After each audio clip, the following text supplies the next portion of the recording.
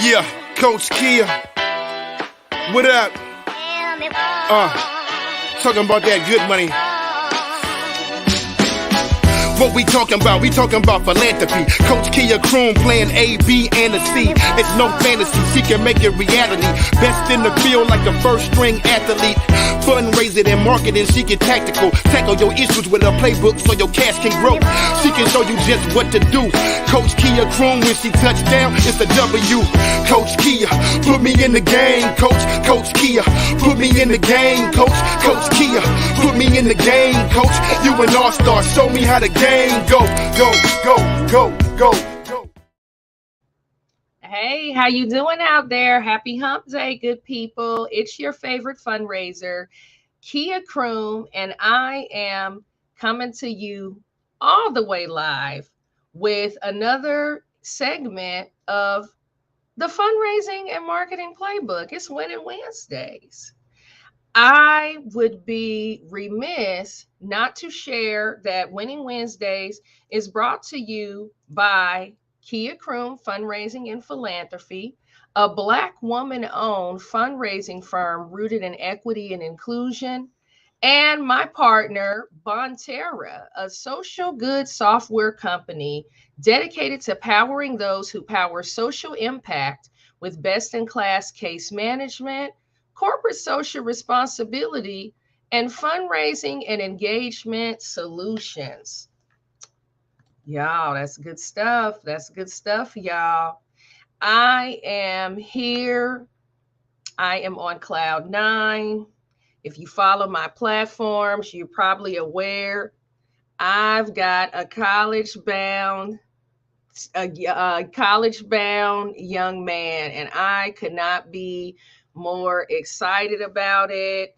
On this past Sunday, my son graduated from high school, and if you have had a child, to make that transition, that pivotal milestone, that it is like just a host of different emotions you feel. Like, I'm one part stoked about being an empty nester, but I'm also wanting to enjoy the moments and the remaining time that I have with him, and seize these opportunities to just kind of posit some seeds. And but it's just weird. I'm feeling kind of emotional. I'm feeling kind of crazy. Check on your girl, because I'm just feeling kind of all over the place. But overall, I'm happy. I'm excited about what's in store for not only my son, but also what is in store for me in this next chapter of my life, as an empty nester, as an entrepreneur, and I'll be sharing more and more of that through some of my platforms. But I just wanted to share my joy with you, right? Because y'all my people. Y'all my people. I wanted to share my joy with you.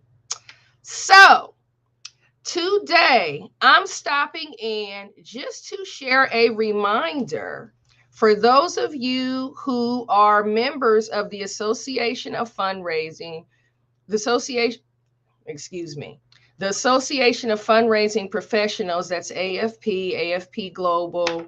If you are a part of a regional or local chapter, I have the distinct honor and pleasure of hosting a webinar on tomorrow, June 8th at 1 p.m. I had made a little blooper and put the wrong time on there. So I want to make sure that everyone who wants to be a part of that is aware that that is taking place at 1 p.m. Eastern time. I'm going to share. Hold on. I'm trying to do a screen share, y'all. I ain't going so well. Let's see if it'll let me share this with you. See if it'll allow me to share this with you.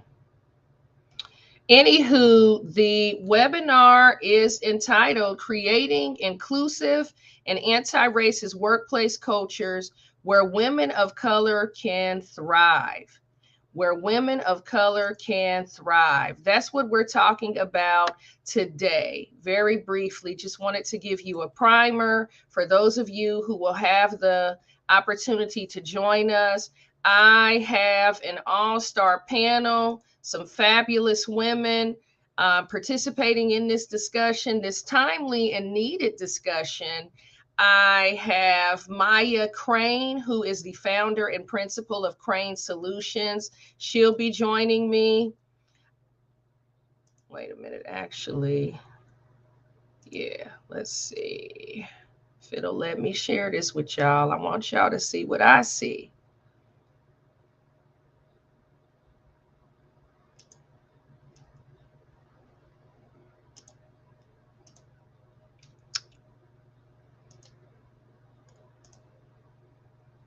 I hope y'all can see that.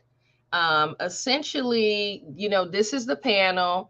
I've got the beautiful Maya Crane, founder and principal of Crane Solutions, Sarah Lomelin, CEO of Philanthropy Together, my boo Tiffany Kerr Young, the advancement director at the Constellation Fund. In fact, she joins me at the top of Asian American Pacific. She joined me at the top of API Heritage Month and really shed light on her lived experience as a Hmong American woman fundraiser, her impetus, her motivation, and her journey. She joined me on the Black Fundraisers podcast because if you tune into the Black Fundraisers podcast, you're aware that that platform exists to amplify Black voices, right, emphatically, but also diverse voices that are working in this space. We're committed to amplifying them, and we're committed to narrative change. So I was glad to have my good Judy Tiffany join me, and I'm so delighted to host this discussion tomorrow. You will be very, very enriched should you have the opportunity to join it. I believe that there's still an opportunity to register as a latecomer, a late bloomer, to participate in that. We will be talking about our lived experiences as women of color, working in the fundraising and philanthropy space.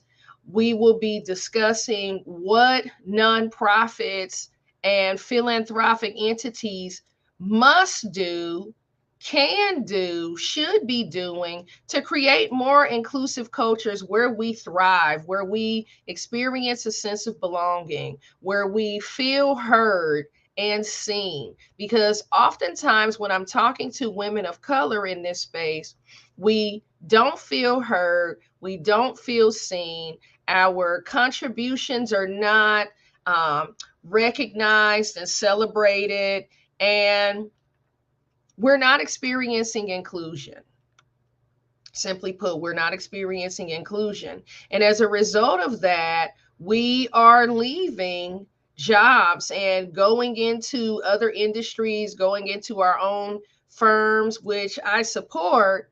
But the problem with that is, imagine the institutional knowledge, the lived experience, the diversity of thought that's going out the door, right, as we're leaving, right, as we're making these exits from these organizations. There's a tremendous brain trust. There's a tremendous commitment that organizations are losing, all because they can't, as the older folks in my family say in the South, get their house in order, right? And I applaud and celebrate women of color who are finding the courage, who are prioritizing their peace of mind and making the leap, making the decision to leave workplaces that are not serving them, workplaces that are toxic and, where they find themselves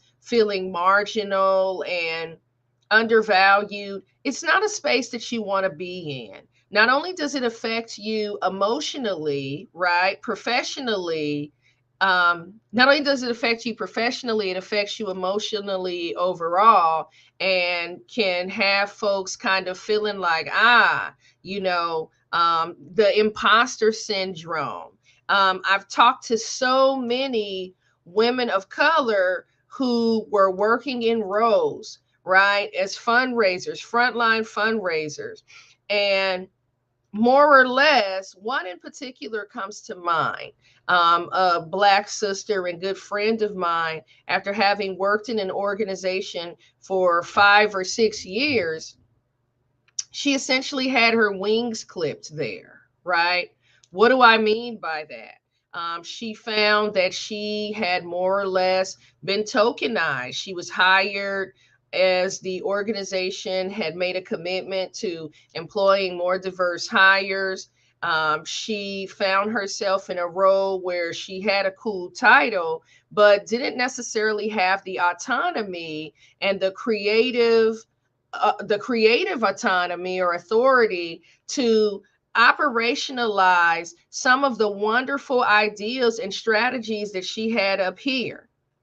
As a result, she slowly but surely began to question her efficacy, began to question her fit, right, for the work. And this is work that she loved, right?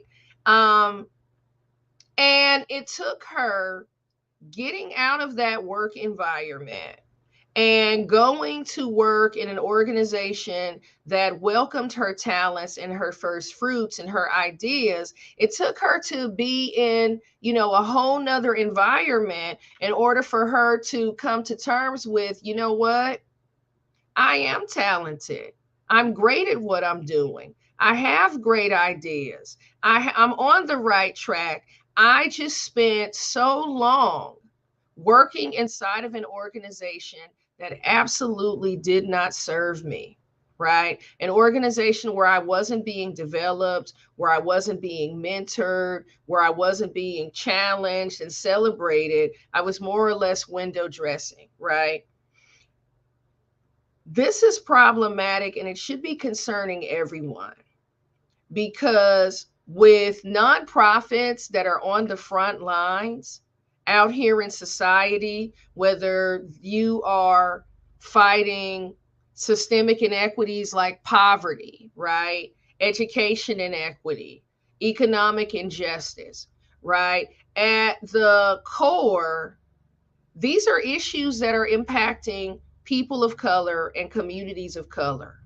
So organizations that are more or less homogenous, that aren't able to recruit and retain diverse talent, they will find themselves in a conundrum, because by my estimation, and there's a tremendous amount of research that substantiates how valuable, how critical rather, it is for nonprofit leadership and nonprofit workers to reflect the community they serve, right?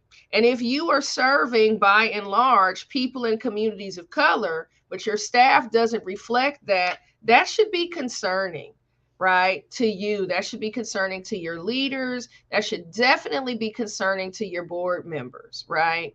And at the end of the day, it's incumbent upon the sector to really do its internal work to be a better and be better employers to women of color, people of color in general, right? I have my thoughts around what it's going to take in order to get there. There's a lot of talk about the need to diversify boards in order to accomplish this, right? There's discussions about, pipelining and the lack of pipelining for diverse talent to work in this space, which I don't subscribe to. I meet so many incredible candidates, so many incredible, powerhouses, people that are in it to win it, committed, impassioned, have tremendous lived experience with social injustices that want to do this work, right? So, with that being said, I just wanted to pop on here as a reminder that that webinar is taking place tomorrow. The webinar is brought to you by Kia Croom Fundraising and Philanthropy. It's sponsored by Bonterra, in partnership with the Association of Fundraising Professionals. And yeah, it's going to be dope. It's going to be informative. It's going to be insightful. It's going to be an honest conversation about the lived experiences of women of color in this space and what it's going to take to create more supportive, inclusive environments where we can thrive, right? So if you're about that work, like I'm about that work, you can always reach out to me. My website is, on my marquee here, kiacroom.com. You can always go on there, drop me a line. You can hit me on LinkedIn. I'm always up for the task of partnering with anybody who's committed to equity, inclusion, and justice. And with that being said, if you are interested in the webinar, again, I'm sorry, it's limited to AFP members. Check my LinkedIn page. I've been circulating the link, and make sure you secure your seat. But that's all for today, good people. I just wanted to stop by with that reminder. I hope everybody is in good spirits. It's graduation season, y'all. I'm on cloud nine. I'm going to be on cloud nine. And that's where you can find me at. So until next time, good people, stay tuned and do good.